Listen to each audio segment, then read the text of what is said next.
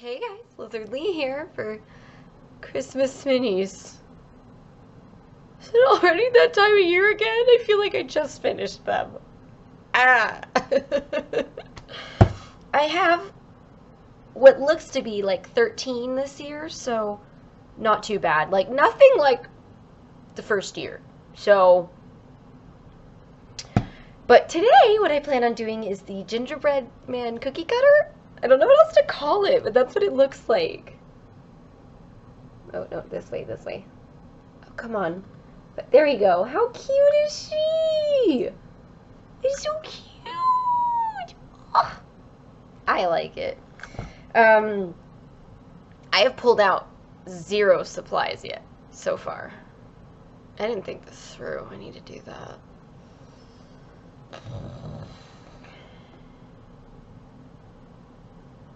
Oh my gosh. I don't want to do a Christmas ornament. That's not true. They are fun to do. They're a lot of work for a while. Also, I don't know if I'm just crazy, if I'm deteriorating in my old age, but every once in a while, like if I'm reading or cross-stitching, my eyes feel like they're just doing this. Like, you know, super rapid. I can't control it. And obviously my vision goes crazy wonky and I don't know what's happening. I cannot do it on demand. I remember having a friend in middle school that could. I don't know if this is how it starts, is like you can't control it and then suddenly you can, but like I don't like it. I don't want my eyes to do that, so everything's happening with my eyes. I still have 4 heavenly beasts, okay? Where's that bad boy? Oh, he's down here.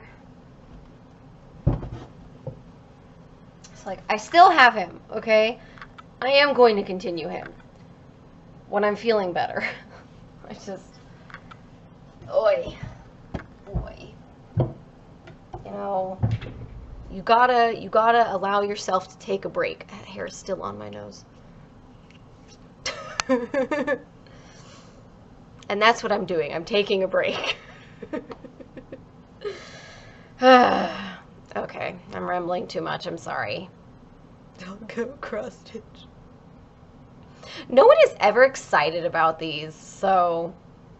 Sorry, but like I have been getting a video out every Saturday for like what, 2 years, more than that? Maybe not, maybe less than that, I'm not sure, but like for at least a year now. And if I start doing a bunch of art projects and I don't film them, I'm not going to be able to get a video out every week. So, you know, you just got to take the ones you don't like with the ones that you do and appreciate that I'm trying very hard. Okay, I'm gonna go get supplies and cross stitch. Also, 2 days ago was when I chopped off my hair. And I went from 42 inches to like, I don't remember, 27 or 28 or something? I don't know. No regrets, you guys. I'm so happy with my hair now. I actually have it down sometimes. Like, it's crazy. Okay, go. Just go. Yes, Nothing go. else, go. That's okay. all I've got. We're talking about The Losers, which is a comedy action film from, I don't know, the early 2000s, I think. Starring 2010. other people, but also Captain America. Yeah. When he still looked like the Torch, the Yes. Human Torch. Before he was Captain America. And it's based actually on a Marvel comic, I believe, or DC comic. And it is dumb. Straight up, it's dumb. But it's also funny. The action scenes are by far the worst part of the movie. The comedy scenes, however, are wonderful. So it's the standard... Were the action scenes that bad? They were nothing special. Oh, okay. The basic plot is they are performing some, you know, they're like an A-team, you know, secret extra governmental special ops team sent in to do something, but they figure out halfway through that what they're doing isn't what they think they're doing, and it's just basically a hit on someone, and they don't know why, and then they wind up dead, except they're not actually dead. Now they're out to get revenge and find out who did this to them, and blah, blah, blah, blah, blah, blah, blah, blah. Nobody cares. It's just stupid fun, though, or that would be my take. So I will now leave Liz to try and remember what the hell happened in this film. I remember it being stupid fun. I remember we went into this movie and you told me, like, everybody says if I were to become a villain, this would be me, the villain in The Losers. And I was like, sure, whatever you say, David and friends, whatever you say. Then I watched it, and the very first scene, I was like, wow, that's David if he becomes a villain. Like, that is 100% David. Like, it was, God, what happened? He told his not hitman, but like the leader of his henchmen, like, oh, take care of him. And the dude just tosses the guy off the side of the building. Well, He's like, he just no! nods at him. What? He makes a threat, and then he just nods at him. He doesn't even say, he just nods at him. Like, you know, or we'll show you what we're about, and like nods at him. And Yeah, and then the henchman just tosses him off the building. And the villain was like, bruh, no, you were supposed to, like, cut off a finger or something. It's like a break his ankles nod, not a throw him off the building nod. Oh, sorry. It's okay, I can work with it. But it's so the casual stupidity of it all is just so endearing for what is an otherwise unremarkable movie about dumb action scenes. And I don't even remember who the main guy is. I remember Chris Evans. Yeah, everyone does, because he has a career. Hmm. That's probably not fair. Oh, Idris Elba. Yeah, Zoe Saldana. Mm-hmm. Jeffrey Dean Morgan. Yeah, Jeffrey Dean Morgan's the main guy. Columbus Short. Oh, Pooch. I loved Pooch. Yes. And Oscar Pineda. Cougar. Cougar was my favorite. Mm-hmm. Jason Patrick. Holt McCallany. Yeah. Yeah, I don't know these other people. So it's a dumb film, but it's a fun dumb film. It's also in the Idris Elba Why Is This Your Career collection. I mean, yeah. She hasn't seen The Wire. She doesn't know how far he has fallen. Oh, don't say that. It's true though. The Wire is good, but yeah, I don't know. She's abandoned me. So quick, while she's gone, send help, please. She's going to cross Stitch for eternity and buy more dragons. And hi, Liz. How are you? Welcome back. I'm not back yet. She's not actually back yet, but I couldn't keep the joke going because she's pretty chill.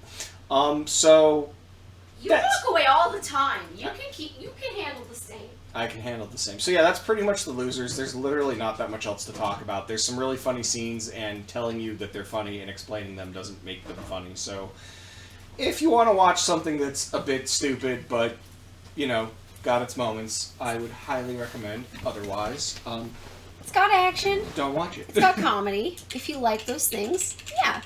Like, I don't know. I'm trying to think of movies that it's similar to be like, you know, if you like this, you'll probably like this. The thing is, I usually don't watch those. It's not Tropic Thunder, which is like the closest thing I can think of, but Liz has also not seen that, so I can't really. I know about it though. Yeah, you and Dad need to see that. 'Cause it's one of the few comedies I think Dad would really like.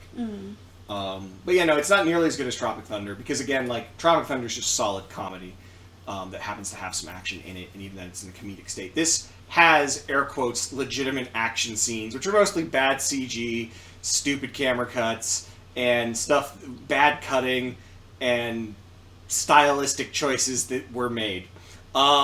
But the rest of it, like I said, is not high art, but it's fun. It was funny. I would watch it again. Like, I found it funny. Yeah. I don't think there's much else to say on that. Can we jump to another one? What is the next one? Well, okay, do you want to talk about the fact that I finished Red Rising, or no? Oh, yeah! You finally got to read that book series. Yes. Just like me, he only read the first 3 of the Red Rising books. Is the series actually called Red Rising? I know the first book is called Red Rising. It is now. Oh, okay. So the summary of Red Rising, a book that I believe you've already discussed on your channel, but now I've read it, is kid lives on Mars. Like young adult, so I don't know, 18, 20-year-old. It's written by Pierce Brown, by the way. It's written by Pierce Brown. Lives on Mars, and he, it's in the future, and that he, like all the other Martians, lives a fairly harsh life of miserableness, because that's what they're supposed to do, because they're the ones who mine the helium-3, so that one day Mars can be terraformed, and everyone else can live there. And spoilers, but not major spoilers, fairly shortly into the book, he discovers that, it is kind of a major spoiler, because, again, one of the things the book does well, the book series does well, is kind of misdirect you, not always to its best. There are a few misdirections where I'm like, I wish we had done that thing, rather than misdirect away from it. But when you start reading the book, your first thought's going to be, okay, this is going to be a standard rebellion story, because his wife, who's also quite young, again, they're like 18-year-old kids, basically,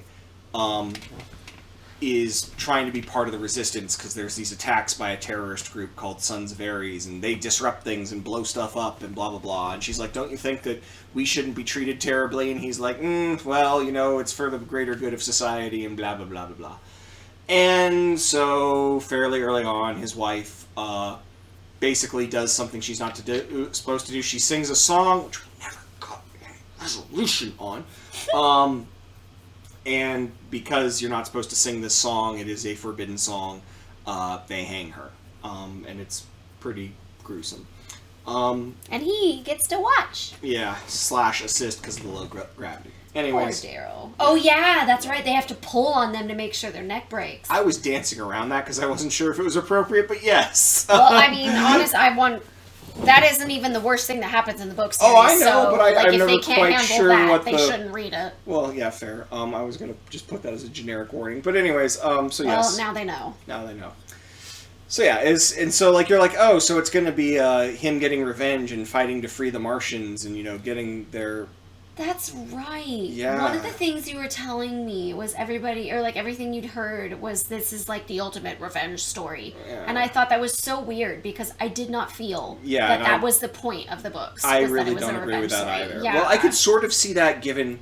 Like, I get it. Well, no, because the first book opens with him talking about how he's going to get revenge. It's literally a quote from him talking about how his enemies brought this to him, and so they will rue the day, blah, blah, blah, blah, blah.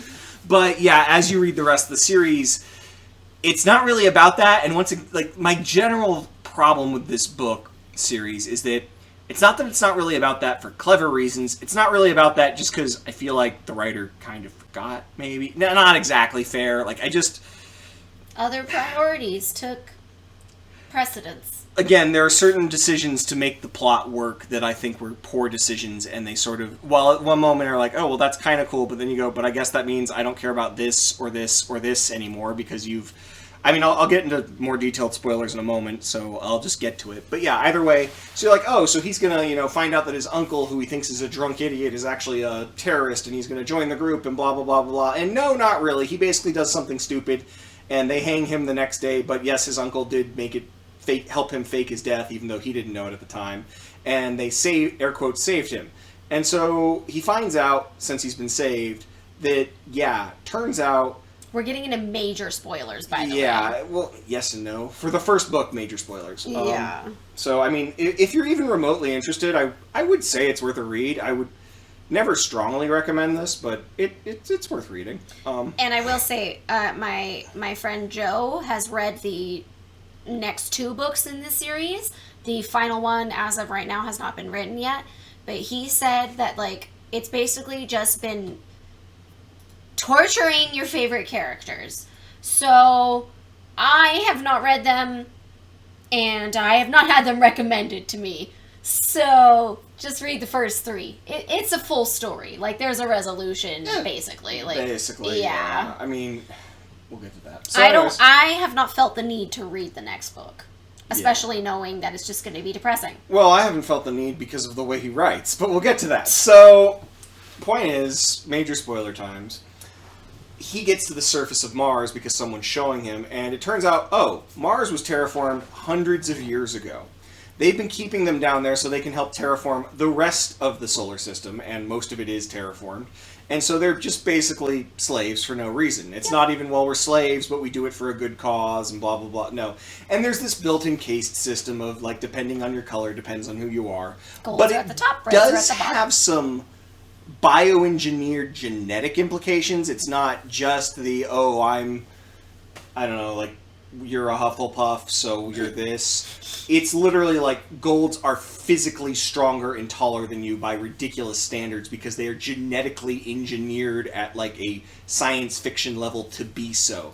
Obsidians are the battle class, and they are like 12 feet tall, and they have 2 thumbs, so they can grip weapons from either side and whatnot, like thumbs on each side of their hand and crazy stuff like that. Totally forgot about that. Yeah, because it never matters. Anyways, so we go from Mars. we go from Mars, and he basically winds up being, what do they call it? Carved? Carved, yeah. I was like, butchered? No, carved.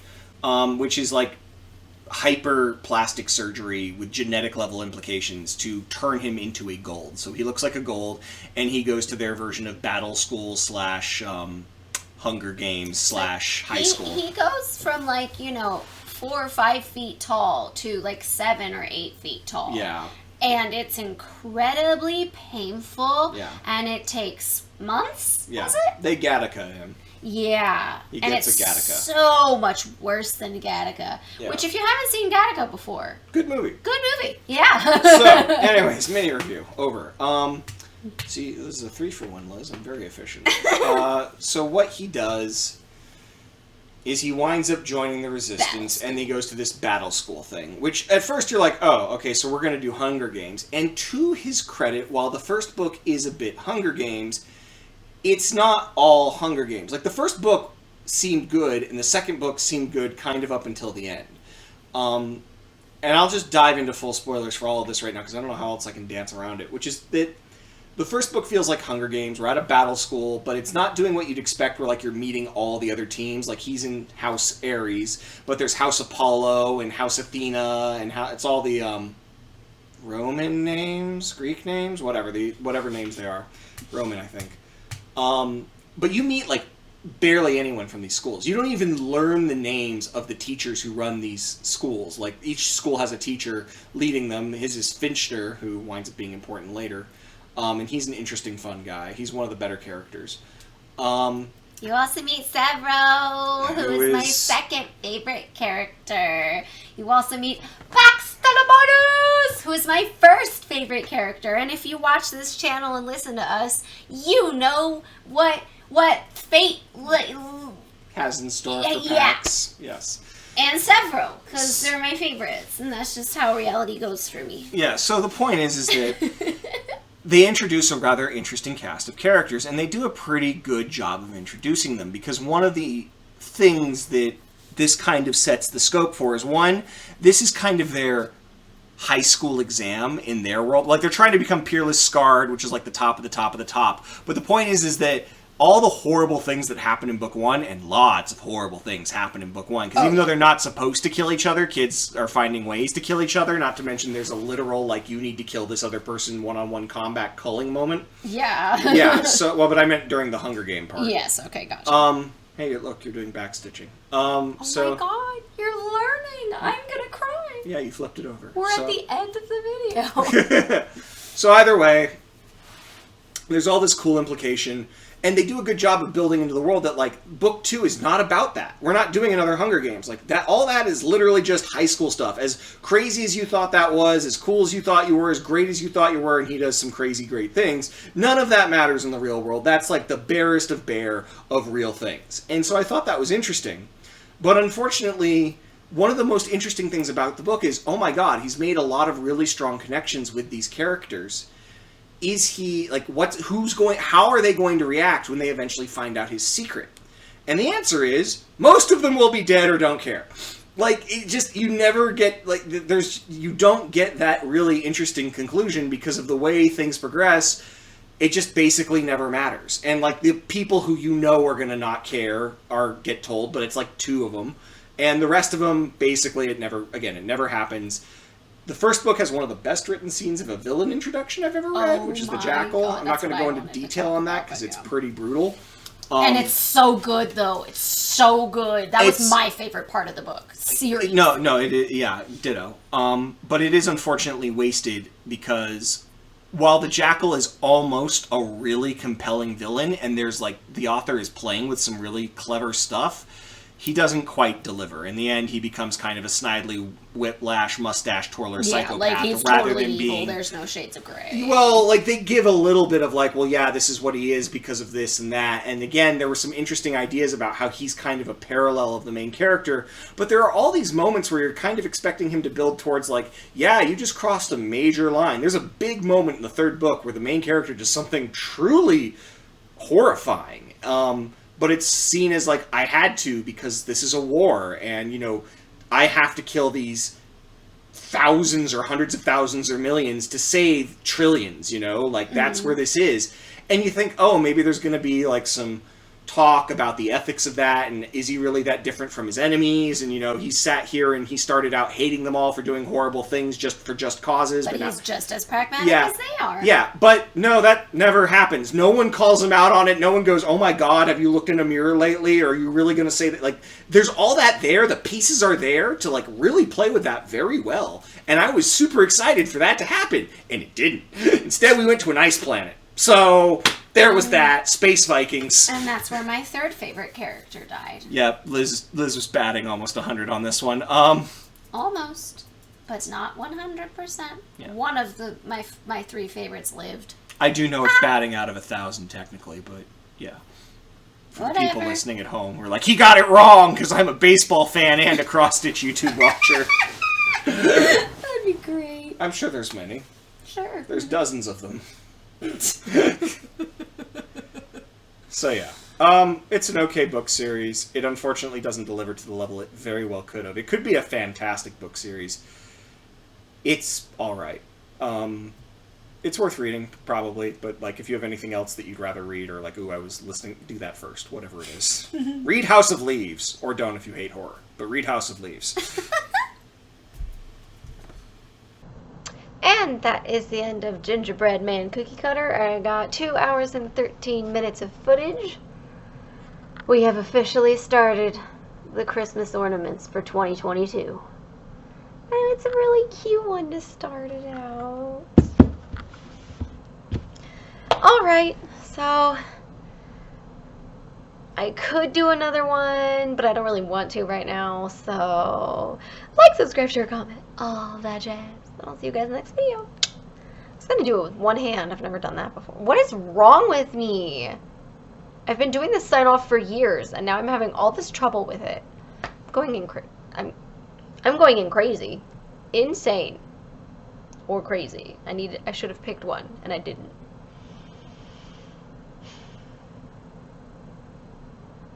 I'm gonna go now.